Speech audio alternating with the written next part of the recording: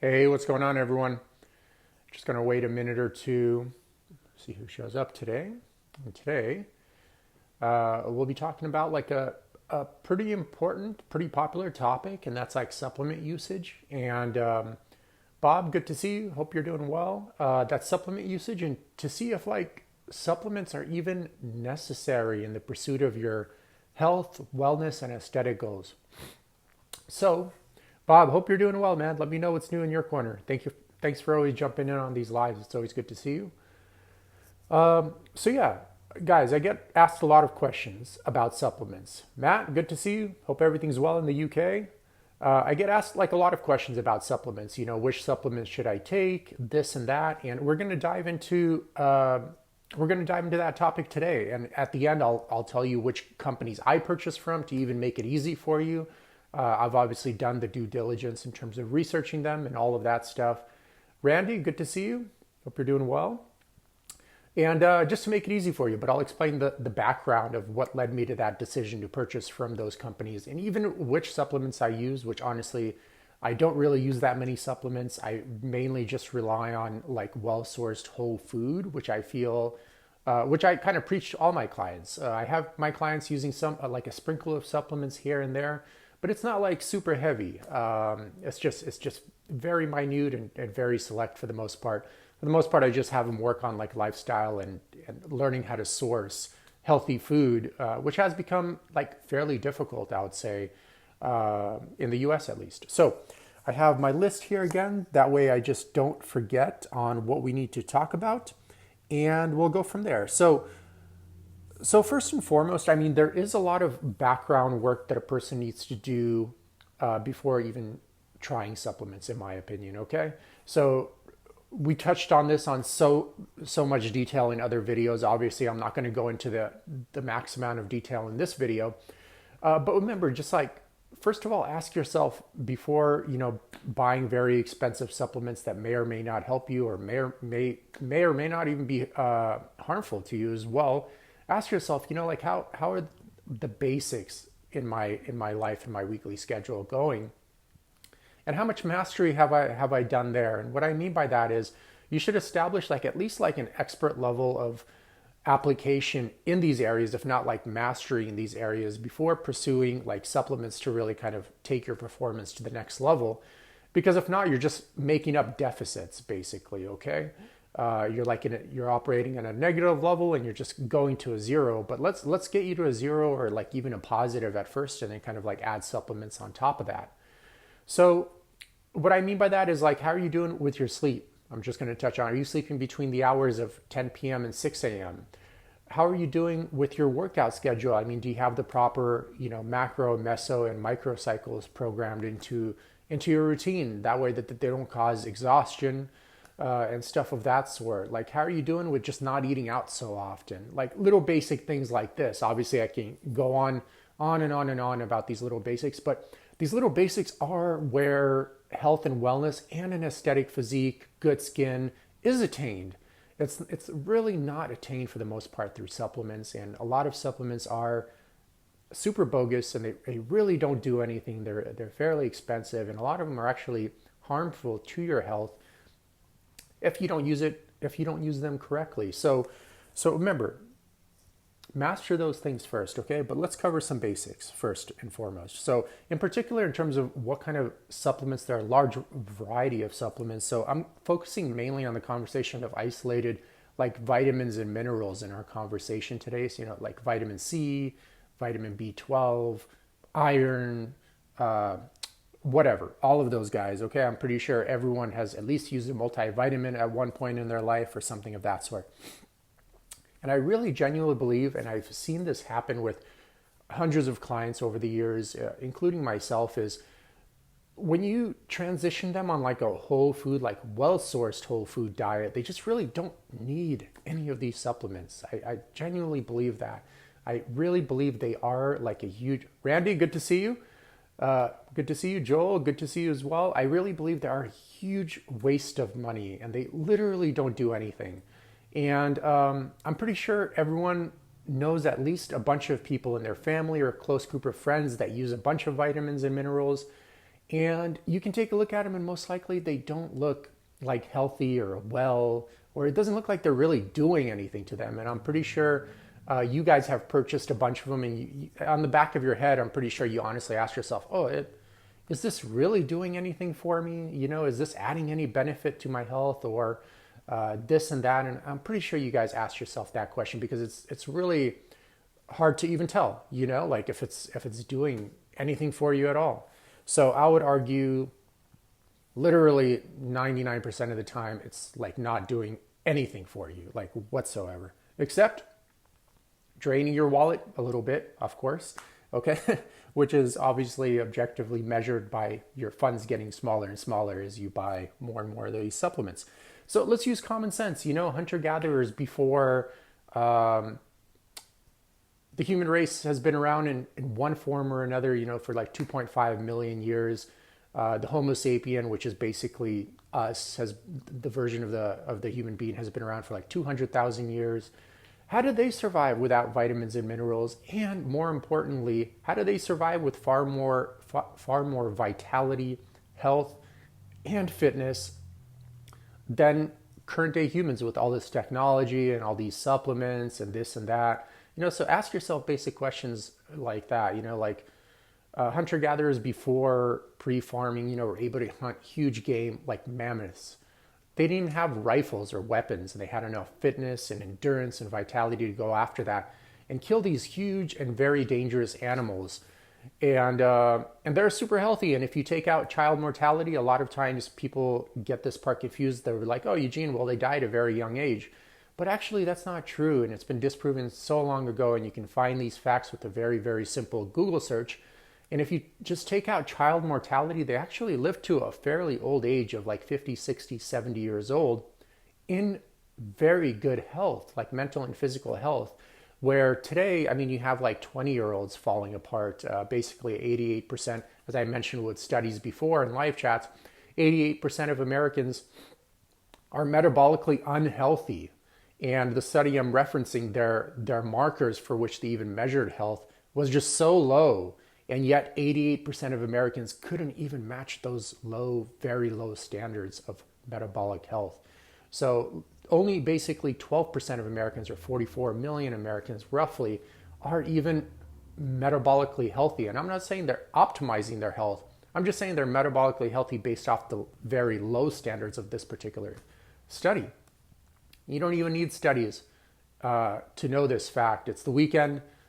Please go out, enjoy yourself, but take a look around. Do a quick, visual observational study.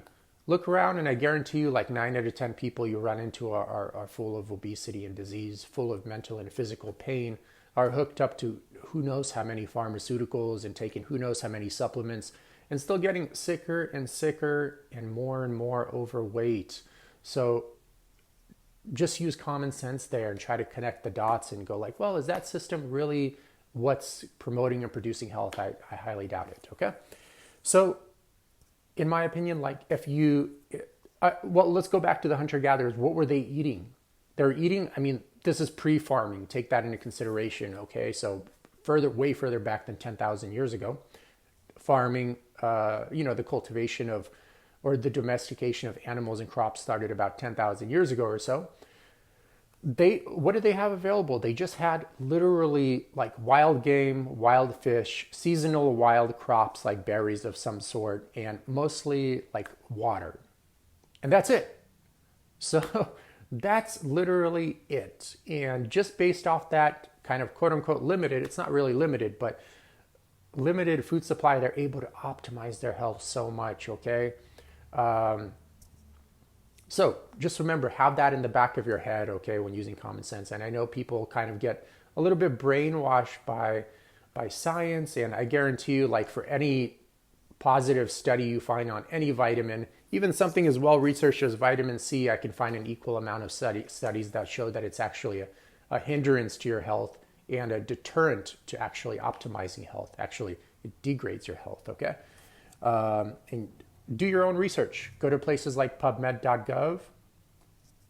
Literally hundreds, if not thousands, of studies on every single possible vitamin or mineral you can possibly want, and do your own research. If you don't understand how to read the studies, which could be a little bit difficult, totally okay.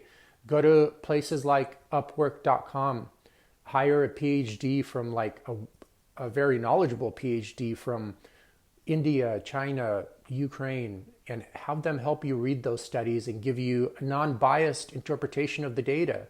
If you want a second opinion, just hire another one. Don't allow them to collaborate and have them give you that feedback. Okay, you don't have to always do everything yourself.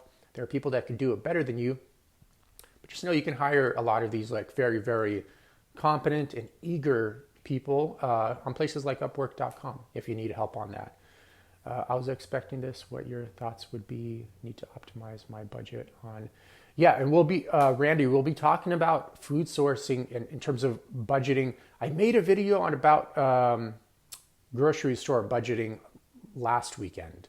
I'll check that out. I'm not going to go into a lot of detail on there, but I will go into the cost analysis of supplements in this video. So we'll break that down on here. So use common sense, guys.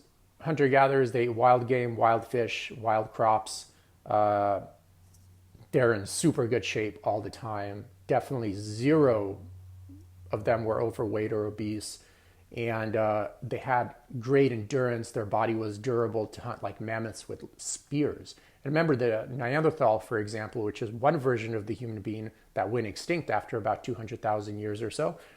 They didn't have the concept of even throwing these spears. They would run up to the animals and like jab them to death. Imagine running up to like a mammoth and jabbing him to death with a spear. I mean, that would be pretty scary, and you would need Olympic level endurance and strength to be able to accomplish that. Renee, good to see you. And they're able to do that, okay? Good luck finding someone in the modern day world that's able to do that. Very unlikely. These hunter-gatherers would probably run circles around like a typical NFL team, for example, in terms of their endurance and overall health. And hunter-gatherers weren't jacked up on like a laundry list of illegal steroids, like the majority of NFL players are, and still able to outperform them. So come on, connect the dots here, okay? So, okay. How do we attain vitamins and minerals? Let's start with that. Let's start with the basics in terms of how we attain them from food. I mean, they're basically like two sources of how you attain vitamins and minerals. You attain it either from plants. A lot of people think they just get vitamins and minerals from plants, but actually you get an equivalent amount to even more bioavailable vitamins and minerals from animals as well. Okay, so how plants attain vitamins and minerals, I mean, in short, we covered this a lot in another video. In short, they use basically their roots, but their roots are kind of like limited. So they rely on like the teamwork of bacteria, which hover around their roots, and also fungi, which hover around the root system of the plant to attain the nutrition that if you eat the plant, you'll also be able to attain. Because remember, unlike animals that could run toward, like a cheetah can run towards a food, you know, and consume it, the plant obviously can't run anywhere, so it has to use its root system in conjunction with the bacteria and fungi to be able to acquire those nutrients so it could survive. And then obviously you eat that plant so you could survive. So it's kind of like a cycle there. But basically, in short, here's how it works. I mean, the bacteria take the nitrogen out of the air. There's a tremendous amount of nitrogen in the air. About 70% of the nitrogen in the air is, or about 70% of the atmosphere is nitrogen, N2. And the bacteria kind of soak it into the soil. But the problem is the plant can't access, it's not bioavailable to the plant in that form of nitrogen. So it kind of goes through the soil food web and it converts that N2 nitrogen to nitrates. So it goes to nitrites and nitrates via protozoa, nematodes, and other forms of bacteria. And then it's consumed by the root system of the plant as nitrates, and then obviously it builds up into the nutritional profile of the plant. Then you eat it because you also can't absorb the nitrogen from the atmosphere, but then you eat it after it's been processed by the plant. You eat the plant and then you absorb the nutrients that way. And then also kind of like with magnesium, for example, magnesium or phosphorus, for instance, very important micronutrients. The plant uses fungi, okay, or buscular mycorrhizal fungi in particular, to kind of extend its hyphae and root system into the soil and then absorb magnesium from the soil and absorb the phosphorus and a myriad of other a myriad of other micronutrients into the plant, and then you end up eating that plant, because obviously it's going to be very tough for you to dig into the soil and then eat the soil and absorb the magnesium there. But if a plant absorbed the magnesium, you could probably eat that plant and get magnesium that way, for example. So that's kind of how a plant attains its nutrition. And that's how you attain it then, because you end up eating the plant if you eat vegetables and fruit, for example. And it's the same with animals. Then an animal would eat that and you would eat the animal. So an animal would eat that, then it would absorb those nutrients from the plant. And then you end up eating the animal and you absorb those nutrients because it's part of the nutritional profile of the animal as well, okay? So that's how it works. And that's ideally how it works in kind of like a biodynamic or pasture-raised operation. So for example, if you're eating like factory farmed animals, they're not eating like very healthy plants, okay? They're mainly fed a lot of corn and soy, which are grown via monoculture, monocropping, which inevitably never optimizes the nutritional profile of the crop, and also unfortunately causes the crop to be very sick. And when the crop is very sick because they're grown in these monoculture unnatural environments, the farmer has to throw a lot of pesticides or other biocides to control whatever is going on in that ecosystem, because nature's way of getting rid of weak plants is to send in pests. So if you don't have weak plants, you don't have pests. Thus no need for pesticides. But when you rely on a monoculture, which is most modern farming and basically anything you see at the supermarket level, even if it's USDA organic, you get a lot of pests coming around because you got a lot of weak plants, and then you have to use a lot of pesticides, which kind of hurt this entire ecosystem even more by killing the soil microorganisms, which once again hinder that effectiveness of the bacteria and fungi, which the plant inevitably needs a certain ratio of to optimize its own nutrition. And Jason, good to see you. And you can't expect to eat weak plants or animals that eat weak plants and you yourself to be healthy. That's just not how it works. The whole enclosed ecosystem, the whole circle needs to be healthy and life producing for you to benefit from it as well, because your body can't come up with nutrients out of nothing. So if the crops don't have those nutrients and the animals eating that crop then won't have those nutrients, then you won't have those nutrients. And remember, 9 out of 10 people you see in America these days anywhere are full of obesity, disease, mental and physical pain. So it's not working. So don't even try to downplay like, it's just a few nutrients here and there. No, all these nutrients serve a very important biological process in your body, and any deficit in any one of those nutrients causes a cascade of various serious health consequences, okay? So to be able to attain, the amount of vitamins and minerals you need to be healthy, I would recommend eating pasture-raised meats, okay, that are fed a species-specific diet. So for example, grass-fed beef. Before some of the listeners, they kind of go, it's too expensive. Well, check out the video I did last week where it clearly shows that the average American spends about, $12,000 to $18,000 a year on non-essential expenses like alcohol. So they clearly have the money, but their core values are all out of whack and not reflective of a health-conscious individual. That's why they tend to be full of sickness, obesity, and disease. And so they typically do have the money, but it needs to be allocated more productively and benefiting them more into producing a more happier and healthier life, okay? So once again, I would recommend sourcing pasture-raised meats. The optimum would be just wild game, but that's not accessible to most people, and honestly, you don't have to do it. But I would recommend sourcing pasture-raised meats, and you find that some great resources. You can go to American Grass-Fed AGA, AmericanGrassFed.org, I believe, or .com. Go to the bottom of the website. They have an interactive map. You can click on that map and it'll show you the entire United States. And then you can just select a pasture-raised operation near you and purchase from them. Just know you don't have to purchase it like right near you. They all ship, okay? And contrary to popular belief, like frozen meat products or fish products are probably exponentially way more fresher than the stuff you see at the supermarket, because you don't know how long that stuff has been sitting out in the supermarket. Sure, they have the expiration date, but how diligent are the employees with keeping to that expiration date or tagging it correctly, okay? When you get flash frozen meat, I mean, they basically slaughter the animal and they freeze it shortly after, and the nutritional profile is locked in place, okay? Some great companies to shop from in particular would be like AZ, grassraisedbeef.com. Very professional company. They're most always in stock most of the time. Basically, you order on Tuesday, and then you order by Tuesday, and then the shipment comes to your door on Thursday, and then boom, it's there. Or you can check out places that I personally volunteered at to do research for my second book, such as 5barbeef.com. It's like the number 5barbeef.com. I mean, Frank Fitzpatrick was a big influence for me. He's one of my mentors in terms of learning about regenerative agriculture and planned grazing with cattle. It's kind of like a farming technique. Vince, good to see you. Yep, yeah, they're very professional. I never had any issues with them. They're always on time. Their customer service is great.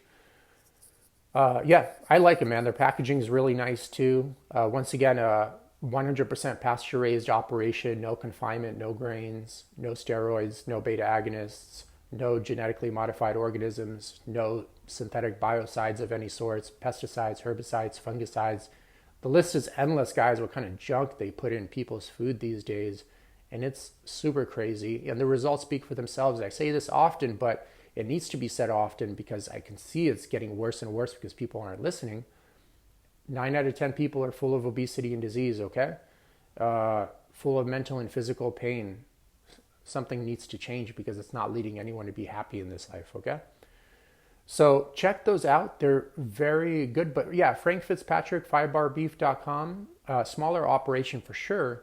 But he basically just sells like wild beef, okay? He doesn't, common practice, for example, is to clip the bulls, so to cut off their testicles for the most part because it makes them less aggressive. He doesn't even do that. He doesn't administer the cattle like any medicines, any vaccines, any drugs, steroids, antibiotics, no genetically modified organisms whatsoever. They live outside in pasture 24/7 their entire life, okay? And he doesn't even send them to a slaughter facility, which could be very stressful for the animal. They usually kind of process them out in the field, which is much more efficient and much less stressful on the animal. So you don't get that kind of adrenaline buildup in the meat of the cattle. So great resource. LeafyCreekFarm.com is another awesome resource. They're a USDA organic certified ranch that's AGA certified and Real Organic Project certified. That's an extreme rarity. You might find like 4 of these kind of ranches in the entire United States. Maybe not 4, but just very, very small amounts, okay? I also had a chance to volunteer there for a week and check it out. Very beautiful ranch. And Pablo, good to see you. Very beautiful ranch and very professionally run, okay? So that's another resource. So another thing you can do to acquire like vitamins and minerals is obviously just try to purchase at least like USDA organic certified vegetables and fruit. At the grocery store level, it's a great start. If you can get it kind of from a smaller, more biodynamic operation, that would be a great start as well. You can check out websites like eatwild.com. It's a good resource. Not the best built website, but if you kind of take your time to navigate around the tabs, you will find some awesome and amazing resources. You got to just be careful with the grocery store stuff because sometimes, like for example, the U.S. is the only country that allows USDA organic certified produce that's grown hydroponically to be sold as USDA organic. Okay, hydroponics is basically they don't even grow it in the soil. Remember in the beginning of the video, I mentioned how important that bacteria to fungi ratio in the soil is to the health of the plant.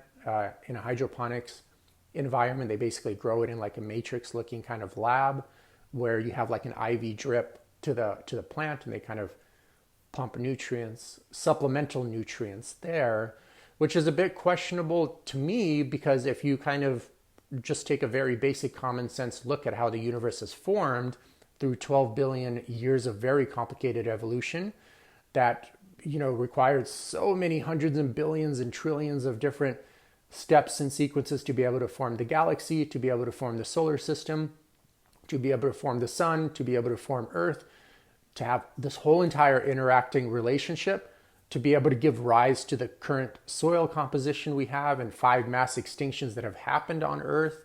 There's so much life on Earth a couple different times, and then just everything went extinct, which is humbling because it could happen to humans as well, okay? What happened to the dinosaurs? They're around for billions of years, just gone. Also, people forget that there have been 28 plus different species of humans that have come and gone. The Neanderthals were around 200,000 years, gone. Very intelligent humans. The Homo sapien, which is us, is actually like very, very new to the game. We're only about 200,000 years. And there's some kind of looming trouble hanging around the background, if we don't get our stuff together and become more just health conscious ourselves. And then as a reflection, for you to be health conscious, the earth will also become more healthy as well. So I bought some organic bananas, but they were gigantic. Made me wonder where they actually...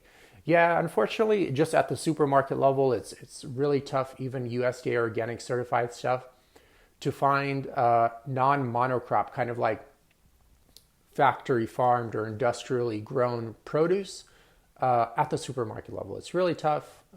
Most of the time, it just always comes from a monocrop operation, but just with organic inputs.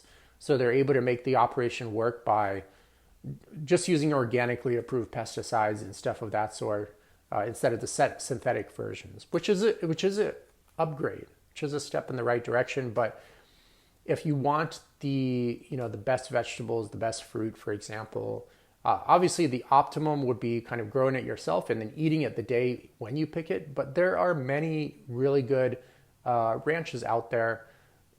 Well, not ranches, but farms out there, crop production farms out there that are good as well. Man, I kind of forgot it off the top of my head. Let me think of one that I could reference you guys. Farm Fresh to You might be a good option for most of the listeners. Farmfreshtoyou.com is a subscription service that delivers to you. I haven't ordered from them in a really long time, but that's a good step in the right direction if you want to source from local farmers that aren't and not rely on the grocery store. That is an option for you. There are many small farms in your area. I guarantee you, if you just search it, you will find them.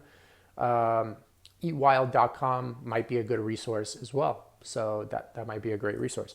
But either way, I mean, if you're sourcing, let's say, organic vegetables and fruit, you're sourcing pasture-raised meats. Like, for example, I'm going to give you some numbers here. In just beef liver, you don't have to eat this, okay? I'm just using this as a quick example. Just 3 ounces of beef liver in terms of vitamins and minerals that we talked about earlier gives you 33% of vitamin C, 84% of iron, 265% of vitamin B12, a bunch of vitamin B6, magnesium, and a myriad of other micronutrients as well. And these are all extremely bioavailable, okay? Unlike the isolated forms, because you have to remember, like vitamins and minerals, they happen in a vitamin and mineral complex in the real world. Like when you eat an orange, you don't just get vitamin C. You get vitamin C and a myriad of other vitamins and minerals that all work in tandem with one another to allow vitamin C to be recognized by your body and absorbed. Okay, so when you take like a vitamin C tablet, like 1,000 milligrams, that's basically the equivalent of, for the most part, having like a bag of oranges, like a bag of small oranges of just vitamin C, but not all of the other micronutrients that go along with vitamin C. So, okay, you'll get rid of one issue, but then now you're like losing your hair or something super random, or getting rashes or eczema on your face. So that's why you got to be super careful. People don't oftentimes understand the complexity of nature. I don't understand that it's not so easy to replicate like these very kind of quote unquote basic things that nature does instinctually, because nature has gone through billions of years of evolution to do that. Okay, so there's no way even the smartest PhD guy on the planet is going to be able to replicate that process. And if they tell you they can, they kind of probably have this God complex and not like mentally too well or clear about their capabilities. So I wouldn't personally listen to those people anyways. So also another thing in terms of absorbing vitamins and minerals, having good gut health, that's like very important as well, okay? Because even if you're eating a well-sourced diet, but you have like gut issues, just that gut distress is not going to allow your body to absorb those vitamins and minerals effectively, okay? So going back to, mastering the basics that we talked about in the beginning of the video, you want to make sure you do that. You got good gut health. You're sourcing pasture-raised animals that are fed a species-specific diet. So personally, me, I just eat wild fish, which you could definitely buy at any grocery store. You don't need to go to anywhere special. Wild fish, grass-fed beef from an AGA supplier, grass-fed bison, and that's really about it for the most part. I do eat chicken sometimes, but it's extremely rare. I mostly stay away from chicken, pork, and turkey because they're fed heavy amounts of grain, and it's typically hard to find an operation that doesn't rely on those inferior kind of crop products. Because remember, if they're sourcing inferior crop products such as corn and soy, which are grown in monocultures, the nutrients aren't going to be passed down into that animal. Thus, when you eat that animal, you're not going to get those nutrients, et cetera, okay? And sometimes people are like, well, I can't afford these more expensive meats, which are actually, they're not that expensive. Just go back to the fact that, hey, the average American is spending $18,000 a year on non-essential expenses like alcohol, and that's not even counting traveling. It becomes very affordable for like literally almost anyone, okay? And they would say like, oh, I can't afford those meats. That's why I buy supplements, which is super silly because it's like, okay, you can't afford a difference of like $30 a week, but you could afford a $30 bottle of vitamin C. Just try to connect the dots there, okay? And use, God gave you a brain, a frontal cortex. Try to use it from time to time to problem solve. It would help you with a lot.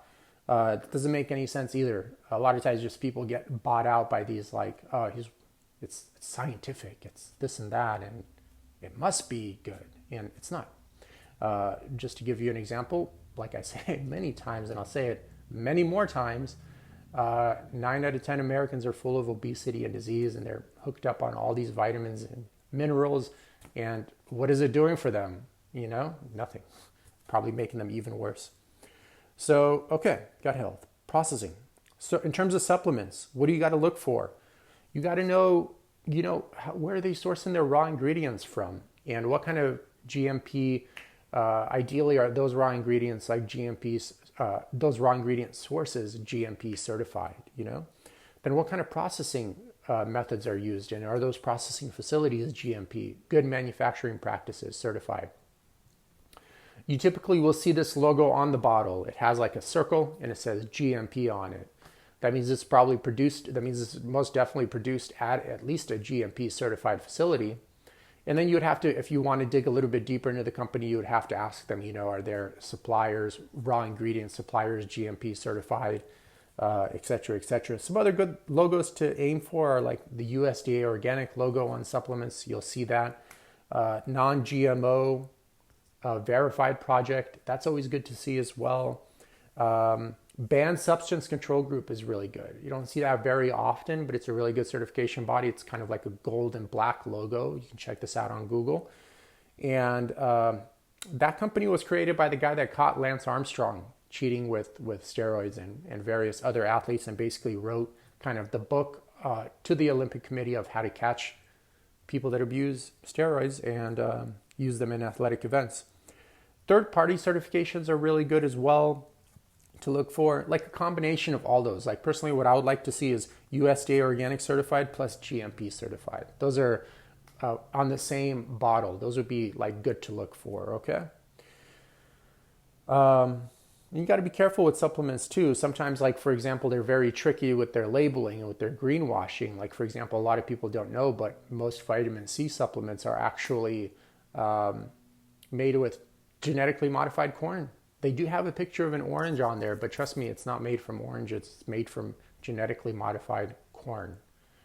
And okay, so you got to watch out for that, obviously. But if you do see the non-GMO label on it, that means it's not going to be made from genetically modified corn, but it could still be made from corn. Most likely it is. Kind of says ascorbic acid on the back as the main ingredient, and you see where they're sourcing that from. It's sourced from either corn or genetically modified corn. Okay, so that's important to consider.